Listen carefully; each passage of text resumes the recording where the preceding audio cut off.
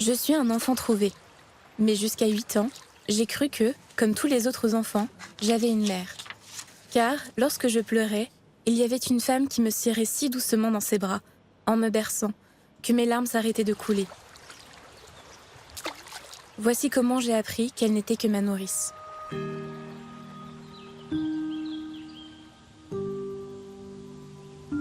Ce récit d'un gamin de 8 ans, écrit à la première personne, retrace le voyage initiatique d'un orphelin, Rémi. Élevé par une nourrice, puis vendu à un saltimbanque, de rencontre en rencontre, le jeune héros se construit une identité d'être libre, émancipé de toute convention sociale. La force de ces ingrédients fait de Sans famille d'Hector Malot un best-seller. En 1878, son histoire révolutionne la littérature pour la jeunesse. Depuis, il a été traduit en une infinité de langues et continue d'émouvoir les lecteurs du monde entier. Si Rémi parcourt la France, l'histoire prend sa source le long de la Seine, dans cette Normandie du 19e siècle où Hector Malot a grandi et où il a lui-même vécu cet apprentissage de la vie, de la liberté.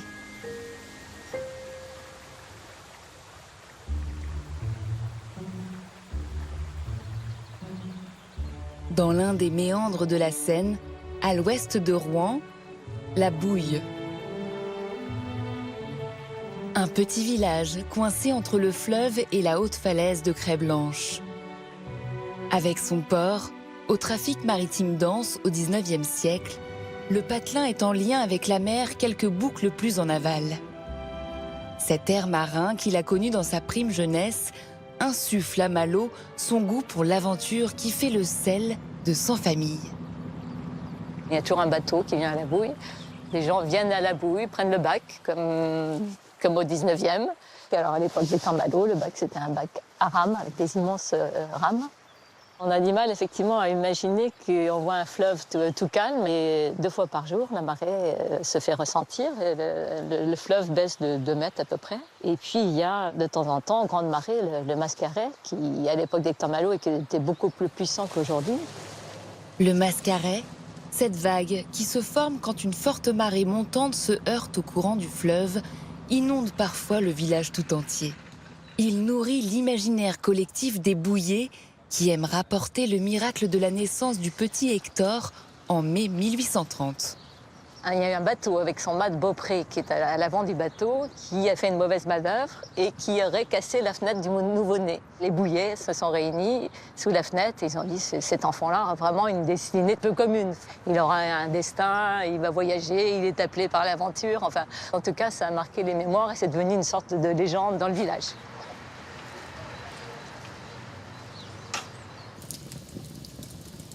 On est dans la maison où est né Hector Malot. Mes grands-parents ont réussi à racheter cette maison dans les années 1930. Alors, ce qui est formidable, c'est cette bibliothèque qui est magnifique et très émouvante parce que c'est tous les livres qu'il a écrits et les livres qu'il a reçus de ses congénères de l'époque. Et il y a Gil Blas, il y a Racine, il y a Corneille. Ces livres-là lui ont donné le goût de la lecture. Avant même de s'immerger dans les livres, ce sont les récits de sa mère qui l'ont nourri. Avant d'épouser Monsieur Malot, notaire du village, Marie-Anne Victoire est veuve d'un capitaine au long cours, perdu en mer à Saint-Domingue. De ses longues attentes du retour de l'être aimé, elle a gardé cette habileté à inventer des histoires dont elle abreuve son fils, et dans lesquelles il replonge pour donner corps à son œuvre phare. Il était très attaché à sa mère, qui se mettait, paraît-il, à la fenêtre et elle le faisait travailler en disant « Tiens, regarde ce fleuve, il y a eu dessus les Vikings qui sont passés, il y a eu, regarde, il y a des voiliers qui vont en Amérique, qui vont à Terre-Neuve. » Il prenait un point de départ, donc il soulignait un bateau et puis elle lui disait « Mais tiens, continue, je te donne le début de l'histoire et toi, tu continues l'histoire. » Le bateau, qui s'était éloigné de la berge, commençait à filer sur les eaux tranquilles du canal, entraîné par les chevaux. L'eau clapotait contre la carène et de chaque côté, les arbres fuyaient derrière nous, éclairés par les rayons obliques du soleil couchant.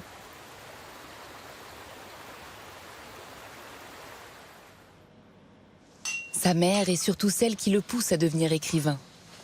Il lui dédie son premier roman et il la porte dans son cœur dans la totalité de son œuvre, riche de 65 romans, dont 3 dédiés à la jeunesse.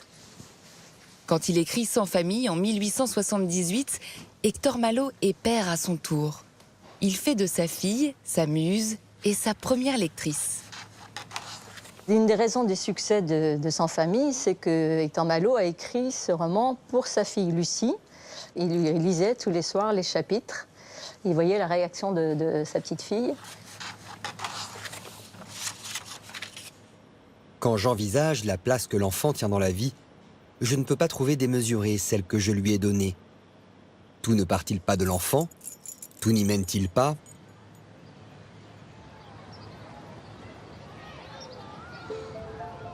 Tout se joue dans l'enfance, pour l'écrivain comme pour son héros. Le hasard d'être né prince ou miséreux, le chemin que nous fait suivre le destin. Celui d'Hector Malot l'arrache, dès l'âge de 5 ans, au village qui a bercé son enfance. Le travail de son père mène la famille à l'intérieur des terres, à 13 km au sud de la Bouille. Le village de Bosc-Bénard-Commun concentre dans un petit périmètre demeures bourgeoises et grands corps de ferme.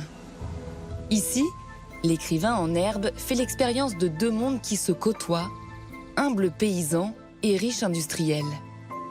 Loin de sa Seine natale, dans ces terres reculées, le manoir de la famille Malot fait plutôt figure, pour lui, de prison dorée.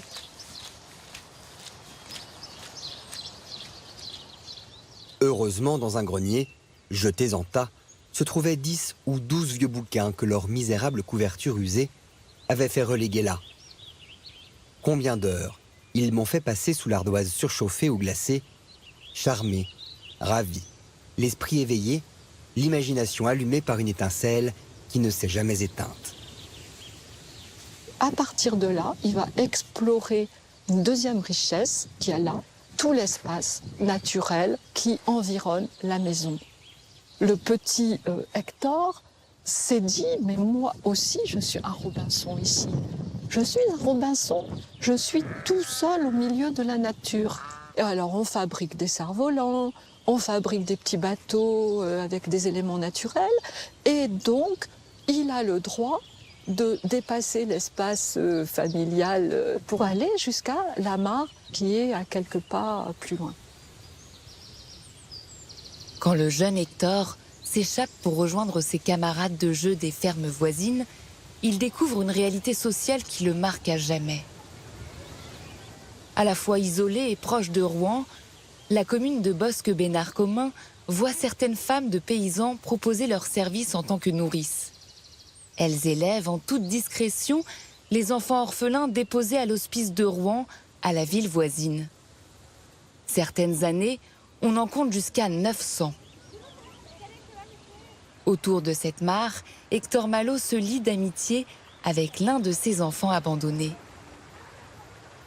Mais le terme juridique, c'est pas abandonné, c'est enfant trouvé. C'est la solution qui est trouvée par le pays pour récupérer ces pauvres enfants qui sinon seraient perdus. C'est pour aussi limiter, pour dire les choses autrement, les infanticides.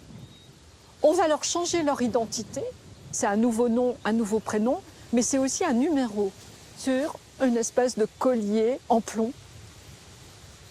Hector Malot connaissait avec émotion le poids du collier. Il y a un passage dans Sans famille où il dit que c'était une honte absolue de porter ce collier. Et comment peut-on ressentir ça sans avoir côtoyé les enfants? Surtout quand on est d'un milieu aisé. C'est trop éloigné pour pouvoir comprendre. Il faut l'avoir senti de près, je dirais. Ils avaient une plaque de plomb au cou avec un numéro. Ils étaient mal habillés et sales. On se moquait d'eux, on les battait. Les autres enfants avaient la méchanceté de les poursuivre, souvent comme on poursuit un chien perdu, pour s'amuser. Je ne voulais pas être comme ces enfants. Je ne voulais pas avoir un numéro au cou. Je ne voulais pas qu'on court après moi, en criant « À l'hospice, à l'hospice !»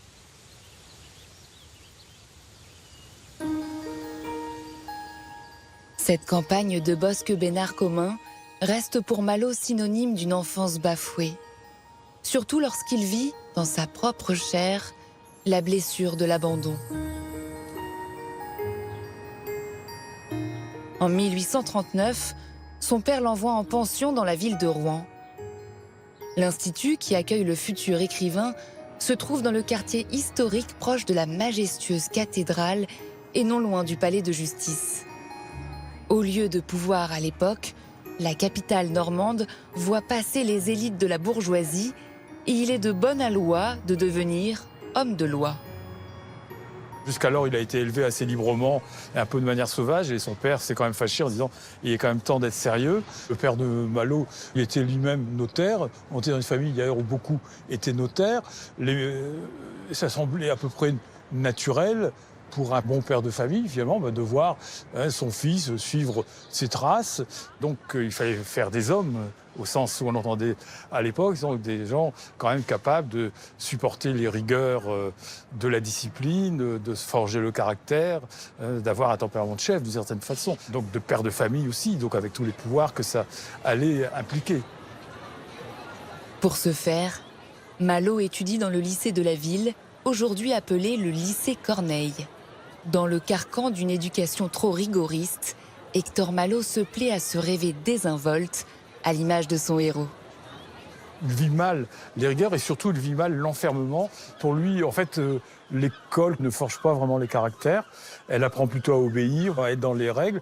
Bon, il va faire le minimum pour, disons, ne pas avoir trop d'ennuis. L'idée, pour être plus positif, de son système d'éducation, ça sera la vie au grand air et notamment la marche. Cette idée, l'auteur de Sans famille l'incarne dans le personnage de Vitalis, le saltimbanque qui a acheté Rémi à ses parents adoptifs. Il prend le jeune garçon sous son aile et lui apprend l'école buissonnière. Dans Sans famille, il va nous montrer une éducation sur les routes, évidemment qui est complètement fantasmatique, puisque même à l'époque, personne n'est éduqué sur les routes comme Rémi, qui va même apprendre à lire avec Vitalis, qui va inventer une espèce de système alphabétique. Il y a quand même quelque chose d'important, c'est cette vie, cette liberté. D'ailleurs, le terme revient souvent. En avant, Rémi est un marcheur et qui découvre le monde et qui résiste aux épreuves. Auprès de mon maître, et vivant de sa vie en plein air, à la dure, mes jambes et mes bras se fortifièrent, mes poumons se développèrent, ma peau se cuirassa, et je devins capable de supporter sans souffrir le froid comme le chaud, le soleil comme la pluie, la peine, les privations, les fatigues.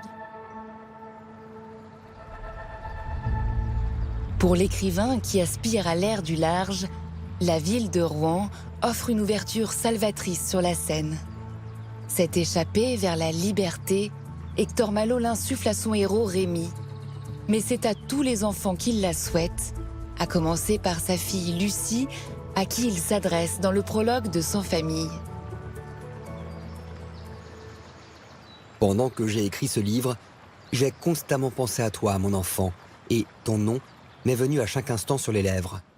Lucie. Ton nom, prononcé si souvent, doit donc être inscrit en tête de ces pages.